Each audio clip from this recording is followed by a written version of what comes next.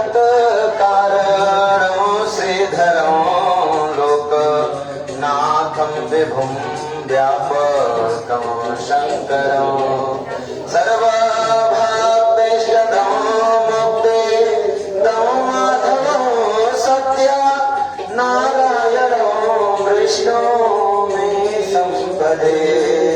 देखिए भगवान नारायण का क्या नाम है? येन चा ब्रह्म बालो दृढ़ं धार्यते पाल्य ते सृज्यते सर्वमेत जगत् भक्ति भाव प्रियं श्री दया सागरं सत्य नारायणं वैष्णो मे संभजे। भगवान नारायण का काम है कि हमें पालन करना, हमारा पालन करना किसका काम है? नारायण का काम है। और उसके लिए भगवान को क्या चाहिए? भक्ति भाव प्रियो श्री दया सागरम। दया के सागर को बस आपका भक्ति और भाव चाहिए, ठीक है। बाकी देखो ये जो जंजाल फैलाए हो ना, ये कुछ अपने लिए फैलाए हो, कुछ दूसरों के लिए फैलाए हो, ठीक है। अभी जैसे ये दक्षिणाचर्या मुझे बहुत पसंद आ रही है, धीरे से उठाऊंगा जी बम डालूंगा चल दूंगा ना। भगवान को चाहिए क्या? नहीं चाहिए। ये किसके लिए है? एक आपका भाव है कि परमात्मा को मैं दक्षिणा प्रदान कर रहा हूँ तो मेरे जीवन में जो है वो धन संबंधित जो भी चीज होगी, विकार होगा, वो दूर होगा।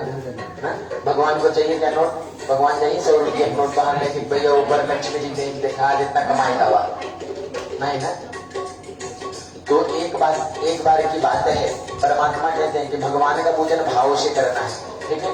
तो भाव होना चाहिए परमात्मा को बुलाने के लिए। एक बार की बात है, नारद जी वीणा को बजाते हुए विचार किया कि चलो कुछ नहीं तो लोक कल्याण करने के लिए पृथ्वी पर चलते हैं, लोगों का कल्याण कर देते हैं। बड़े प्रेम से पृथ्वी पर आए। पृथ्वी पे देखा, क्या देखा भगवान ने? कि पंडित जी जैसा व्यक्ति विराजमान था। सोचे चलो ब्राह्मण से ही शुरू करते हैं। नारद जी ने विचार किया, ब्राह्मण के पास में गए, बोले क्या कष्ट है आपको? पंडित जी ने बोला भैया कष्ट तो बहुत है, आप क्यों पूछ रहे हैं भैया? कुछ कष्ट दूर करने वाले हैं क्या आप? बोले हाँ जी बिल्कुल। बोले कष्ट बहुत है, एक बताऊं तो है अन्यान्य कष्ट है जिसका कोई गिनती ही नहीं है। बोले कैसा कष्ट है, कृपा करके बताइए। तो कहते हैं देखो सबसे पहले तो महाराज आप दुख को दूर करने का उपाय बताइए कि मेरे जीवन के सारे दुख दूर हो जाए। एक लिस्ट पकड़ा दिया बड़ा लंबा चौड़ा कि भैया मेहरारू रोज मारत है, ठीक है, बेटवा सुनत नहीं, भैया बिटिया जैसे घर में पहुंचू तो भैया पापा नहीं कर, सीधा कर भैया कितना लग आए हरज के दिन आज सहेली के जाए कोई शॉपिंग पे संगे ना। बहुत ज्यादा कष्ट है। बोले भैया ये तो घर का कष्ट है, फिर उसके बाद धन की आमदनी नहीं हो रही, जो आ रहा है सब ऐसे लूट खा रहे हैं, कुछ नहीं बच रहा है। भाई अलग ही परेशान कर रहे हैं, भैया जमीन में आधा हिस्सा मेरा भी है, ये वाला छोड़ दो। अन्य कष्टों को बता दिया। बोले इन कष्टों को दूर कैसे किया जाए? तो भगवान ने बताया कि काम करो, ओम नमो भगवते वासुदेवाय, इस मंत्र का जप करो। नारद जी ने बताया इस मंत्र का जप करो आपका कल्याण हो जाएगा। बोले महाराज इस मंत्र का जप करने से कल्याण हो जाएगा? बोले बिल्कुल। कब तक करना है ये बताइए? बोले जब तक नारायण की कृपा नहीं होती तब तक करना है। बोले महाराज घर में पत्नी है, बच्चे हैं, बालिका है, उनका भरण पोषण कौन करेगा जब मैं मंत्र में ही बैठ जाऊंगा, जब मैं ही बैठ जाऊंगा परमात्मा को सिद्ध करने? कोई छोटा उपाय हो तो कृपा करके बताइए। बोले कोनो बात नहीं, एक काम करो भगवान नारायण का सुंदर यज्ञ करवा लो, नारायण यज्ञ करवा लो। बोले महाराज इसमें कितना समय जाएगा? बोले इसमें भी कम से कम 1 महीने का सुंदर समय जाएगा जो बड़ा प्रेम से नारायण की सेवा कर पाओगे। बोले महाराज इतना समय भी नहीं दे सकता, इससे सूक्ष्म समय बताइए और छोटा समय बताइए। बोले काम करो भगवान का श्रीमद् भागवत का पाठ करा लो। बोले इसमें कितना जाएगा? बोले 1 सप्ताह तो चले ही जाएगा भगवान की सेवा में। बोले महाराज ये भी नहीं हो पाएगा, इससे कोई छोटा उपाय बताओ। बोले श्री रामचरितमानस करवा लीजिए। बोले इसमें कितना जाएगा? बोले 1 दिन पूरा चले जाएगा, 24 घंटे। बोले महाराज हाथ जोड़ लिए। बोले महाराज जब नहीं हो पाएगा, इससे छोटा उपाय हो तो कृपा करके बताइए। नारद जी भी हाथ जोड़ ले। बोले अब मेरे पास में तो कोनो मंत्र जंतर नहीं है, लेकिन मैंने आपसे पूछा है तो आपके दुख को जरूर दूर करूंगा। हाथ को जोड़े और नारद जी कहां पर पहुंच गए? भगवान के वैकुंठ में। और भगवान वहां कैसे बैठे थे? नारायण नमस्कृत्यो नरो चैव नरोत्तमं देवी सरस्वती व्यासो एतदरणमुदीयते। भगवान बैठे हुए थे, अपनी शेष नैया पर लेटे हुए हैं। भगवती महालक्ष्मी उनके चरण कमलों को दबा रही हैं और वहां पर भगवती सरस्वती और व्यास जी भी विराजमान है। जहां पर सरस्वती और व्यास हो वहां पर कोई प्रश्न पूछो, प्रश्न का उत्तर ना मिले, सबसे बड़ी बात है ना। सरस्वती सारे कार्य को सिद्ध करने के लिए वहां पर विराजमान थी। नारद जी पहुंचे, नारायण को नमस्कार किया। नारद जी को जैसे ही नारायण ने देखा, बोला आओ ये बैठो। जलपान इत्यादि हुआ। फिर नारायण से पूछे कि आप नारद जी ने नारायण ने नारद जी से पूछा कि नारद जी आपके यहाँ आने का क्या तात्पर्य है, कोई विशेष आयोजन। नारद जी ने कहा महाराज मैं पृथ्वी लोक पर गया था, पृथ्वी लोक का जो जातक है बड़े कष्ट में है, उसी कष्ट को दूर करना चाहिए। बोले कैसे कष्ट दूर होगा? बोले महाराज उसकी बहुत ढेर सारी शर्तें हैं। बोले क्या शर्तें हैं? बोले सबसे पहला तो महाराज वो पूजन सूक्ष्म चाहता है। बोले क्यों सूक्ष्म पूजन चाहता है भैया, कोई कारण होगा? बोले महाराज अनेक कारण है। बोले कौन? 2-3 तो बता दो। बोले कोई तन दुखी, कोई मन दुखी। सबसे पहले क्या बताया भगवान ने, नारद जी ने, कि कोई तन दुखी है। महाराज ज्यादा देर का पूजा बैठाओगे ना, तन से दुखी है, गोड़ दुखाने लगेगा। दुख रहा है कि नहीं गोड़? देखे हाँ घर पर शादी रंग के बाटा बा भैया, leg pain, hand pain, back pain ना, इसे प्रसादी रंग के कलयुग में बांट रहे हैं भैया, ज्यादा देर तक ना बैठ होगा। यानी ऐसा पूजा बताओ जो हम 2 घंटा के अंदर अंदर खत्म हो जाए। और हमारे महाराष्ट्र ये है भैया, ये बोलते 1 घंटा में खत्म कर दो महाराज, ज्यादा देर तक नहीं करना। म्हणजे महाराज कितना जल्दी खत्म होगा, पैसे किती पाहिजे ते सांग, पण पूजा लवकर संपायला पाहिजे। आपल्याला ऑफिस मध्ये जायचं हे नाही सांगत की आपला पाय दुखतोय ना, क्या बताए कि 1 घंटे में खत्म कर दो। नारद जी क्या कहते हैं कि महाराज पूजा ऐसा हो कि गोड़ दुखता है ना, बहुत शरीर कष्ट देता है, महाराज ज्यादा देर तक बैठना ना पड़े, पूजा 2 घंटा में समझ जाए, बस इतने बताए। फिर बोले दूसरा कारण क्या है? बोले महाराज तन दुखी, उसके बाद मन दुखी। देखो भैया लोग माने ना माने, लेकिन अगर आप संसार में आए हो तो मन दुखी तो आपका जरूर होगा। ठीक है, मन दुखी कैसे होता है? मन दुखी अपने परिवार से होता है आदमी। ठीक है, बाहर का व्यक्ति आपको देख के इतना घृणा नहीं करता जितना आपके परिवार का व्यक्ति आपसे करता है। अगर आप है ना ऐसे ऊपर बढ़ रहे हो ना, तो बड़का भैया छोटका बहुत आगे बढ़ रहा है, खींच लो पैसे टाइम नीचे आ जाए धाम से ना। तो बोले महाराज मन दुखी भी है, अपने रिश्तेदारों को ना वो ज्यादा देर तक सुखी नहीं देख सकता। मान लो कोई सुखी रिश्तेदार उसके घर में आ गया तो देखेगा तो उसे कष्ट होगा। तो महाराज 2 घंटा बजे रिश्तेदार भी आए, खाना खाए घरे चला जाए, ऐसा पूजा बताइएगा छोटका वाला। बोले बहुत अच्छी बात है। बोले उसके बाद क्या? बोले मातृ प्रेम निष्ठिल्य, माताओं का तो प्रेम एकदम नष्ट हो जाएगा ना, और ये अभी देखने को मिल रहा है, बहुत तगड़े हैं। तीसरा दुख क्या है कि माताओं का प्रेम नष्ट हो जाएगा। आजकल माताएं मॉडर्न हो जाएंगी ना, बढ़िया बोलेंगे हम भी जॉब करेंगे भैया, स्त्री पुरुष एक बराबर है क्या? स्त्री पुरुष एकदम सत्य कहना है कि नहीं भैया? यार देखते हो एक बराबर है कि नहीं? नहीं भैया नहीं है, बिल्कुल नहीं है। कैसे आप एक बराबर कहते हैं? माताओं को श्रेष्ठ दर्जा दिया गया है, पुरुषों से बड़ा दर्जा माताओं को दिया गया है। एक दिन घर संभाले कह दिया जाए ना तो पता नहीं कुकर में सीटी बजा कि नहीं बजा, कच्चा हो रहा है पूरा करली हो जाता ना। कभी भी आप नाम जब भगवान का लेते हो ना तो पहले भगवती आती है, तब भगवान आते हैं ना। लक्ष्मी नारायण, राधे श्याम, सीताराम, माताओं को आगे रखा गया, लेकिन हम लोग भूल गए, बोले माताएं को पीछे रखेंगे ना। कौशल्या दशरथ के नंदन, भगवान को कौशल्या नंदन कहा गया है, बाद में दशरथ जी का नाम दिया गया है, दशरथ के लिखा है। पहले किसका नाम दिया गया? कौशल्या के पुत्र हैं, कौशल्या के बेटे हैं। आजकल क्यों कहते भैया हम हमारे माई है, हम इनकर बेटवाए कहीं ना, भैया तेरे बाबू का नाम बता, क्या कहीं बाबू का नाम बताओ। माई क्यों चिंते नहीं तो ननिहरे भले छीन लेंगे, हाँ भैया फलाने बेटवा है ना। माताओं को आगे स्थान दिया गया, लेकिन माताओं ने बोला नहीं हम आगे नहीं रहेंगे, हम लेवल में आए। लेवल में आए तो दुष्परिणाम क्या हुआ? सबसे पहले तो जॉब करेंगे भैया, चलो ठीक है जॉब किया तो बीच में बोले चलो अब ब्याह भी कर लेते हैं। मैं इच्छा हो गई चलो भैया भगवान की कृपा होगी तो शादी भी कर लेंगे। शादी कर ले, बोले अभी बच्चा उत्पन्न करने छुट्टी लेना पड़ेगा ना पालने के लिए। बोले कौन छुट्टी लेगा, काम कर थोड़े दिन बात करेगा। 1.5 उम्र के हो गए, 40 साल के, तो बोले नहीं अब धीरे से कर लेते हैं, बुढ़ापे में कौन सेवा करेगा।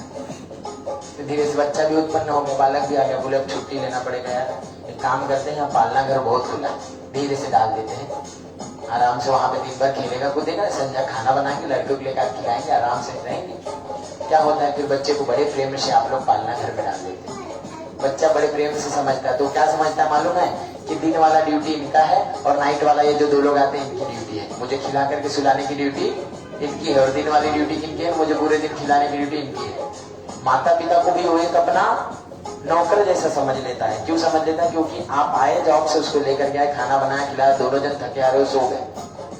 बालक के अंदर आपने प्रेम डाला ही नहीं तो आपके प्रति लगाव कहां से होगा? बालक को कोई लगाव नहीं होगा। फिर धीरे से बच्चा बड़ा हो गया ना, तो फिर माता पिता के बीच में प्रेम आया कि नहीं, अब लड़के का विवाह करा देते हैं, बहुत अच्छा लड़का हो गया ना, विवाह करा दिया बड़े प्रेम से। बच्चे की प्रेम, बच्चे के अंदर अब उमड़ आया। बच्चे ने बोला मम्मी मम्मी ये नवी बहुरिया है ना, आपसे लड़ेगी झगड़ेगी, एक काम करता हूँ, आपको है ना एक बगल में रूम दे देता हूँ, धीरे से वहीं रहो, नहीं रोज लड़ेगी तो आपको तकलीफ होगा, मुझे देखा नहीं जाएगा, और संडे संडे तुमसे मिलने आऊंगा, एक तो संडे मैच मतलब वो नहीं होगा, खाली नहीं होगा। और ज्यादा प्रेम उमड़ा, बोला ये बगल में भी आपसे लड़ने आएंगे, एक काम करता हूँ आपको सीधा वृद्धाश्रम में डाल देता हूँ, महीने में एक बार आऊंगा, जब देने आऊंगा पैसा तब आपसे बड़े प्रेम से मिलूंगा ना। ये कलयुग का कटु सत्य है। तो नारद जी ने कहा महाराज जिसको अपना लड़का पालने का समय नहीं है, 2 घंटा ठीक से रोज का नहीं दे पा रहा है, वो आपको कहां से बिठा के 2 घंटा ठीक से देगा ना। पूजा कैसी हो? छोटी हो। पूजा ज्यादा बड़ी नहीं चाहिए परमात्मा, पूजा छोटी देना। फिर बोले महाराज और क्या चाहिए? बोले सबसे बड़ा कलयुग का दुख है ये महाराज धन दुखी ना। मैं तो बहुत बड़ा धन दुखी हूँ, आपका तो पता नहीं ना? मुझे अगर ये बोल दे कि हाँ तू चला मैं तुझे 1500 रुपए दिलाता हूँ, और कोई बोले 2000, तो मैं बोलूंगा भैया मेरा पेट दुख रहा है, कल आओ क्या? उधर 2000 वाले दक्षिणा में चले जाऊंगा, 1500 वाले में नहीं जाऊंगा ना। ये धन दुखी का कारण है। लोग बोलते हैं कि कितना धन आ जाए, सबसे पहले बोले महाराज बहुत कम कैसे, थोड़ा सा बढ़ावा देते। अरे भैया ना भैया धन दुखी, मन दुखी तो आप पहले बताओ। ये देखा, अब एक और चीज सुनाई देते हैं कथा में ना 3 तरह के लोग आवत है, एक है श्रोता, एक है सरवता और एक है सोता। ठीक बात। श्रोता वो है जो बड़े प्रेम से कथा को श्रवण करता है, जो आप दोनों हैं, लेकिन सुन रहे हैं बड़े प्रेम से ना, ये लोग श्रोता है। कुछ लोग सरवता, पंडित जी बोले खट से काटे ना, और एक होते हैं सोता, बड़े प्रेम से आनंद से कथा चला तो सोई नींद आएगा, संग बजा तो प्यारे कथा खत्म हो, सत्यनारायण भगवान की जय। भैया तब अपने आप के ये 2 चीज से हटाओ, पहले वाले में लगाओ श्रोता, बड़े प्रेम से रसमय धारा बहती है ना, उसका श्रवण करना चाहिए। ठीक है, हमें श्रोता और श्रोता नहीं बनना है। ठीक है, तो धन दुखी है। बोले महाराज पूजा ऐसा बताइएगा जिसमें खर्चा बहुत कम लगे। ये पूजा जो है सत्यनारायण जी की 1 रुपए में भी होती है, और कितना भी खर्च कर दो तो भी नहीं ठीक से हो पाती है ना। कथा बहुत प्रेममय है, जो जितना दे दे दक्षिणा उतने में आनंद प्राप्त करते, अपने श्रद्धा अनुसार पूजन हो जाने से। तो महाराज पूजन में धन का भी विशेष ध्यान रखना। बोले ठीक है, इसके लिए तो एक ही पूजन है। कौन सा पूजन है? सत्यनारायण व्रत कथा। देखिए आप लोग बोलते हैं महाराज कथा सुना दीजिए, कथा का विधान तो श्रवण का नहीं है, आपने जो व्रत रखा है वो व्रत का मेन विधान है। ठीक है, इसके बाद मैं कभी एक बार इधर राउंड मारूंगा और क्वेश्चन करूंगा, नहीं बताया तो पर क्वेश्चन का 500 रुपये लूंगा। ठीक है, अभी कथा पूरी मैंने क्वेश्चन का ही ले लूंगा। तो बड़े प्रेम से बताए कौन सा पूजन करना है? सत्यनारायण व्रत जो है, इस व्रत को करना है, इस पूजन को करना है। बोले महाराज इसको कैसे करना? जो बोले मेरा जो नाम है यही इस व्रत की सबसे बड़ी महिमा है। बोले क्या नाम है? बोले सत्य यश नारायण, सत्य नारायण, सत्य बोलने वाला नारायण ही सत्य नारायण है। तो बोले जहाँ तक को सबसे पहले संकल्प लेना है कि आज के दिन मैं सत्य बोलूंगा, झूठ नहीं बोलूंगा। तो आज के दिन का आपका सबसे बड़ा नियम क्या था? भैया बोले कि बना बोल गए तो कथा आनंद नहीं देते, सत्य बोलना था ना। आज पूरे दिन सत्य बोले हैं, यही सबसे बड़ा झूठ है कि आप पूरे दिन सत्य बोला है। सवाल है वहाँ पे जब झूठ बोलते रहता हूँ नहीं बोले, तब भैया देखो जो आज के दिन सत्य का संकल्प लेकर के व्रत को पूर्ण करता है, झूठ नहीं बोलता, उसका जीवन बड़ा सुखमय होता है। तो नारद जी बोले महाराज इसमें थोड़ा सा कंसेशन चाहिए था। देखो झूठ बोलने का कंसेशन भगवान ने दिया है। ठीक है, लोग झूठ बोलने को बोलते बहुत पापी आदमी है, परमात्मा ने कंसेशन दिया, हम तो झूठ बोलेंगे। अब कंसेशन कहाँ कहाँ है? आप कहाँ कहाँ झूठ बोल सकते हो? स्त्रीषु नर्म विवाहेषु व्यापारे प्राण संकटे। सबसे पहले आप अपनी अर्धांगिनी से झूठ बोल सकते। अब आप तो बड़े खुश हो गए कि चलो भैया मौका मिल गया। अबे मन ही मन करिए आवत महाराज पहले झूठ बोलत रहे, अब तो तू भैया इनके बताए जाते हैं आंखें बंद कर झूठ बोलो। नहीं, ऐसा नहीं है। आंख बंद करके झूठ नहीं बोलना। देखो क्या रहता है, हम लोग पुरुष लोग है ना, बहुत सारी गोपनीय चीज हम लोग छुपा सकते हैं, लेकिन माताओं को श्राप बड़ा प्रेम वाला मिला है। इनके गर्भ में कोई बात नहीं बचेगी। एक कुछ भी चीज बता दो, वो बोलना किसी को नहीं बोलना, वो सबसे पहले जाके बोलेंगे भैया सुनो मार डॉन भाई ऐसे कहत रहे ना। अगर आपको ट्रायल मारना हो तो मैं आपको एक बढ़िया रामबाण इलाज बताता हूँ, ठीक है। इनके साथ में आधा घंटा आपको देना, बड़ी मीठी मीठी बातें करनी है, और इनकी जिस सहेली का नंबर चाहिए आपको मिल जाएगा। बता देना भैया उनका नंबर और इसके बताओ तो तुरंत फट से देना। हाँ भैया ये भैया बहुत बड़ा एक्सपीरियंस है, और माता की वजह से मिल गया ना। तो स्त्रियों के गर्भ में कोई भी बात बचती नहीं है। तो क्या है, हमने कोई ऐसी बात छुपाई रहेगी जिसके कारण हमारे परिवार में क्लेश हो सकता हो, हमारे जीवन में क्लेश हो सकता हो, वो बातें अपनी अर्धांगिनी से छुपा लेनी है। बाकी निरर्थक बातें नहीं छुपानी है। और परमात्मा से संकल्प लेना है कि परमात्मा मेरी अर्धांगिनी से मुझे सत्य बोलना पड़े, ऐसा कोई भी गोपनीय चीज मेरे जीवन में ना आवे, ठीक है। नहीं तो बोलोगे नहीं बाबू महाराज ने तो बताया गलती करो तो छुपा लो खट से, नहीं, ये गलत है। उसके बाद फिर कहा झूठ बोलना है। स्त्री शु नर्म विवाह, किसी का शादी जो हो रहा हो उसमें अगर आपको 5-10% झूठ बोल करके विवाह करा रहे हो तो कोई गलत बात नहीं है। भले आपको जीवन भर बोलेगा भैया झूठ बोल के विवाह कराए थे हमारा, लेकिन वो आशीर्वाद है परमात्मा का, आपने किसी का घर बसा दिया, ठीक है। ज्यादा झूठ नहीं बोलना कि एकदम झूठ है पूरा विवाह हो, फिर केस हो जाए भैया पुलिस स्टेशन जाता। फिर कहा स्त्री शु धर्म विवाह व्यापार है, व्यापार करना है तो व्यापार में आंख बंद करके झूठ बोलो भैया इतने में नहीं इतने में बेचा, तब व्यापार अच्छे से चलेगा। नहीं तो बोलोगे नहीं आज सत्यनारायण का व्रत रखा है 10 रुपए का खरीदा है आपको 11 में बेचूंगा, बोलेगा नहीं मुझे 10 ही दे दो ना, तो आने जाने का भाड़ा भी आपका दे दो।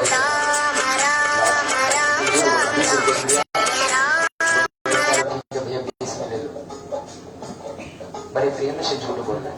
फिर इसके बाद प्राण संकट है, अपना प्राण संकट में हो तो भाई कौनों गीता रख ले ऊपर झूठ बोला आंखी बंद हो गई हाथ। हाँ भैया हम गीता में हाथ रख के कसम खाते हमने किया ही। सबसे बड़ा जो है संकल्प है, कुछ नहीं लेना है ना। आज के दिन आपने क्या कुछ खाया हुआ है कि नहीं भैया? बड़े प्रेम से लिया। देखो आनंद व्रत का नियम क्या है, हवा पी करके महाराज सब लोग इतने बड़े करके नहीं होंगे, थोड़ा सा इसमें भी कंसेशन दे देते तो परमात्मा की कृपा हो जाएगी। ठीक है कंसेशन इसमें भी दे दिया। उसके बाद बोले थोड़ा सा जल पी लेना, क्या पी लेना है?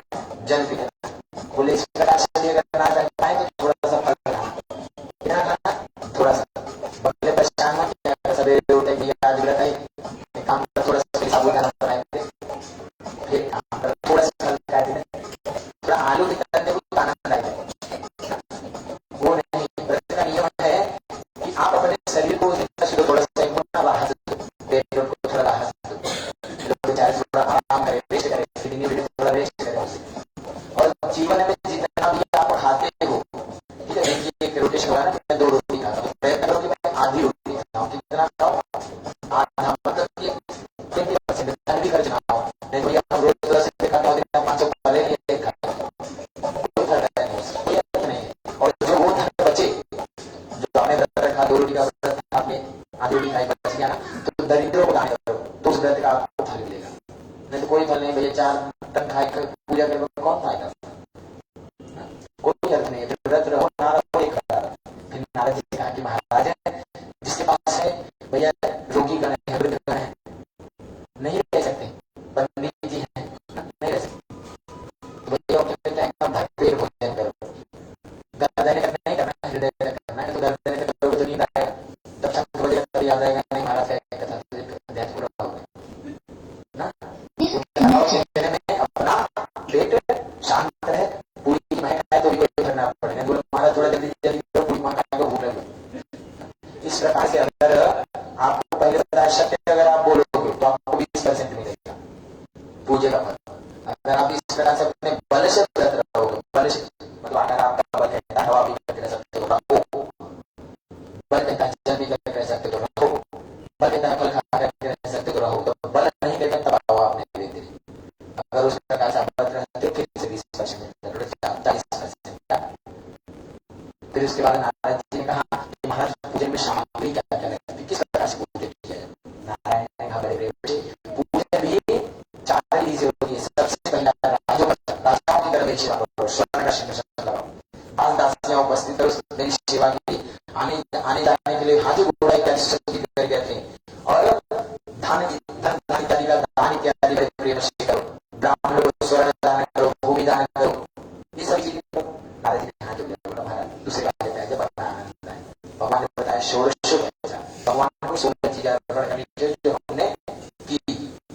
फिर इसके बाद बताया महाराज, इसके बाद बताया भगवान को 5 चीजें अर्पण करनी चाहिए। बोले महाराज जिसके पास एक विप्र लाने तक का धन ना हो, दरिद्र हो, भिक्षुक हो, वो कैसे करेगा। भगवान ने कहा उसके लिए तो उत्तम उपाय है मनुष्य बचन, मनुष्य भगवान की सेवा करो। आंख बंद कर लो, मन ही मन भगवान को आप सोने पर बिठाना चाहते हो तो सोने पर बिठाओ, भगवान को एक छोटे से कपड़े पर बिठाना चाहते हो कपड़े पर, आपकी इच्छा। मन से आप भगवान को सेवा करना, मन से बुलाओ, जो भी मन में भरा हुआ है आपके भगवान को अर्पण करना है, सब अर्पण कर दो मन से।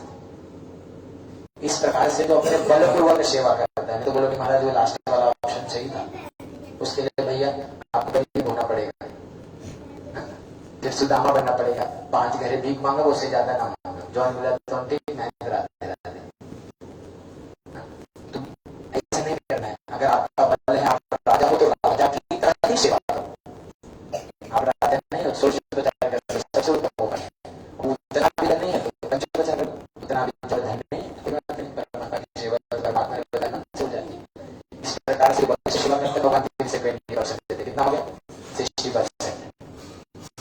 फिर इसके बाद नारद जी ने कहा कि महाराज दिनचर्या का पालन कैसे करें, दिन में कैसे रहना, भगवान की सेवा तो उस दिन करने, दिन में कैसा रहना चाहिए।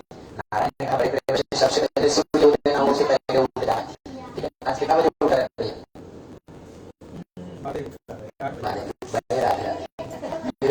बोले सबसे पहले क्या करना है, अपने घर में जितने अपनी दैनिक क्रियाएं कर लो, स्नान ध्यान कर लो, घर में जितने भी बड़े लोग हैं सबको साष्टांग दंडवत एकदम लोट के प्रणाम करो, और जो माताएं हैं पैरों को दबा करके प्रणाम करें। कैसे करें, पैरों को दबा करके प्रणाम करें। लेकिन आजकल माताएं भी सोचती है घोड़े के और पुरुष सोचते के लिए जाएंगे कपड़ा खराब हो जाएगा, बिगड़ जाएगा, नहीं लोट के प्रणाम करेंगे। ऐसे घूमना ऐसा कभी हाथ आ रहा है थोड़ा थोड़ा, हम सोच रहे कुछ ना पता नहीं कैसे हमारे आशीर्वाद देना शुरू कर देते महाराज तारा हमको हाँ मैं उठना तक पहुंचा है कि हमारे आगे महाराज तारा हमको हाँ भेजिए मेहरा लाओ ताजा लगा ना समझ ऐसे कहना पड़ेगा मेरा में। तो क्या है ये, हमें सभी को दंडवत प्रणाम करना है। घर में जितने लोग हैं, फिर अपने घर के जितने भी देवी देवता सभी का पूजन कर लो, एकदम प्रेम से घर की जो श्रृंगार इत्यादि है कर लो। फिर पंडित जी को धीरे से फोन करो, महाराज अब आ जाना है, आपको हमारे सत्यनारायण भगवान के व्रत का जो है वो पूजन करवा देना है। क्या करवा देना, पूजन बड़े प्रेम से। फिर भगवान के नाम को लेते हुए बड़े प्रेम से दिनचर्या का वेतन कर देना। इस प्रकार से आपको दिनचर्या पालन करना है, ठीक है। फोन पे तो बॉस से बच जाता है, हाँ बॉस आया, नारायण वो बाद में देख लेंगे, नारायण से पूजा आता है 2 मिनट में पहुंचा, नारायण से चले जाते हैं कहाँ पूजा एक बार, तो बॉस दिखाते भैया ऑफिस भागना है, लोग पूजा इसलिए जल्दी करना 2 घंटा ऑफिस आ गए।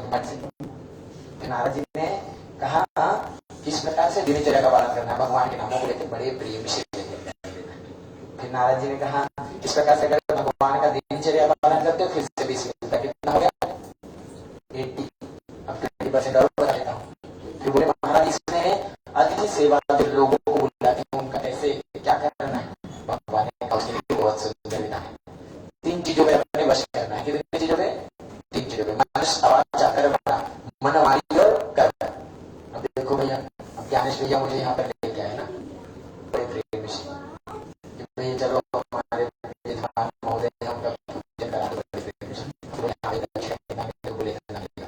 बोला ठीक है चल जाता हूँ। मैं बड़े प्रेम से चला गया। कहने लगे विचार कि ये तो मुझे लेके जाता है, मुझे मैं 1000 ही देता है और भाई से 1500 दिलाता हूँ। यहाँ खूब ठोक रहा है। मन मतलब ऐसा बोल रहे हैं लेकिन सामने नहीं बोल रहे। तो मनुष्य मेरे बारे में क्या विचार कर रहे हैं? बुरा विचार कर रहे हैं। तो ऐसा भैया आपके घर में आया हो, आपका नहीं जमता, किसी को बुला लिया बड़े प्रेम से आकर और बोल दिया आ गया, अब खाएगा मेरा, बुराई भी मेरी करेगा। मनुष्य आप उसके बारे में क्या विचार करो? गलत विचार करो। लेकिन ये विचार आपको करना चाहिए कि भैया जब मैंने उसको बुलाया आ गया। अच्छा विचार करो कि आता नहीं तो मेरी वाणी का उसने मान रखा, आ गया ना। ये क्या है आपका बड़प्पन है। उसके बारे में बुरा मत सोचिए, आ गया तो कम से कम आ तो गया। उसके बाद क्या ये मनुष्य आपने अच्छा विचार किया। मनुष्य किसी के प्रति बुरा नहीं विचार करता, भले बहुत बड़ा दुश्मन हो। वाणी से क्या होता है, कभी कभी हम किसी को फटाक से बोल गए ना, कुछ हो गया घर में आया पूजा वो आपने वाणी से उसे कष्ट नहीं देना। वाणी से किसी को कष्ट नहीं देना, बालक हो या बड़ा हो।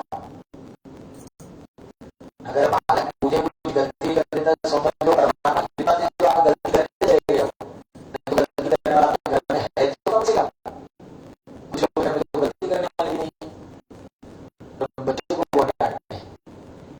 कुछ लोग तरह से हमारे घर में आए कोई गलती करे ना, किसी को नहीं डांटता। कोई भी हो, बड़े से बड़ा गरीब हो, बड़े से आदमी हो, वाणी से किसी को कष्ट नहीं देना। फिर कर्मणा क्या होता है, भैया देखा यहाँ कर्म में तो थोड़ा सा गलती गई है, हम काफी गलती देंगे कैसे कुछ हो ना है ना। इसलिए मान लो अनुभव है भैया कुछ काफी गलती का है, लोगों ने जो पूछा है तुमके साथ को डायबिटीज है तो सब डायबिटीज वाले जो है डायबिटीज आटे हो घर में कम से कम 2 ही लड्डू तो काली पत्री किया उनका दवाई करवाओगे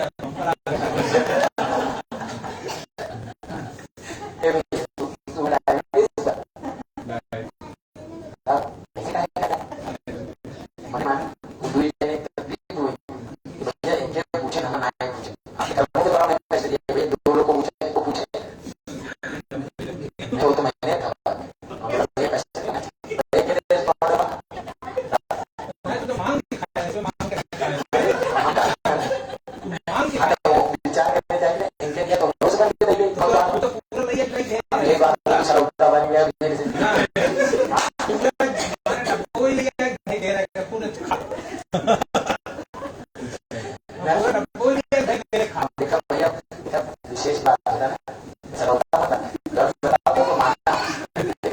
किसी को कष्ट नहीं देना। इस प्रकार से अगर आप तीनों चीजों का पालन करते हो, मन वाणी और कर्म पे नियंत्रण रखते हो, भगवान कृष्ण आपको 20% दे देगा। कितना हो गया? 100%। ठीक बात। जब मेरे से ये कितना छोटी वीडियो है हमारा बहुत सारा छोटा 10% का 20% 100% चाहिए क्या?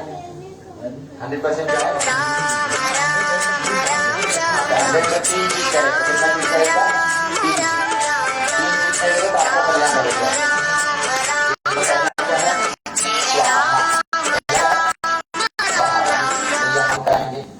तो स्वाहा बड़े प्रेम से बोल करके आहुति प्रदान करना है। स्वाहा कौन है? अग्नि की अर्धांगिनी है। स्वाहा बोलते प्रसाद इतना बढ़िया बनाना, खाने वाले बोले आहा आज तो हर मालपुआ खा, आप देखो आहा आवता कि नहीं। कोई भी खाए क्या बोले आहा, मतलब परमात्मा के लिए आपको नैवेद्य में इतना समय देना है कि खाने वाला खा करके बोले आहा क्या प्रसाद बना। ये अगर उस व्यक्ति के मुंह से निकल गया आहा, तो समझ लो कि आपको देखो सबसे पहले देवताओं का आहुति प्रदान किया, देवता प्रसन्न हो गए। अब जितने लोग आए थे उन्होंने कहा बोला ये भी प्रसन्न हो गए, भूल चुप माफ कर दे। बोले कहो बात नहीं, गलती है छोड़ दे, कितना बड़ी बात, कैसे बनाया रहे बताओ जी, पूछेंगे ना। फिर उसके बाद आता वाह वाह, इसमें लोग मार खा जाते हैं। वाह वाह मैं मार खा जाते नहीं करवाया नहीं बोलते ना, वाह वाह कैसे होगा? इतना दवाई दक्षिणा देना, पंडित लोग बोले वाह वाह क्या दक्षिणा, ठीक है इसमें नहीं कर पाते लोग, वाह वाह नहीं कर पाते।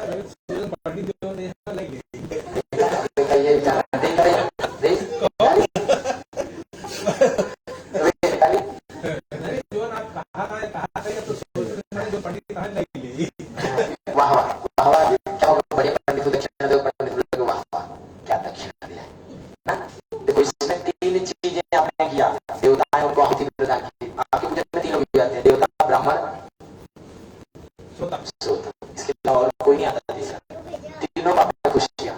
किया, देवता प्रसन्न हुए, हाथ किया, लोग प्रसन्न हुए, पंडित ने वाह किया, पंडित जी प्रसन्न हो गए, आनंद आ गया ना।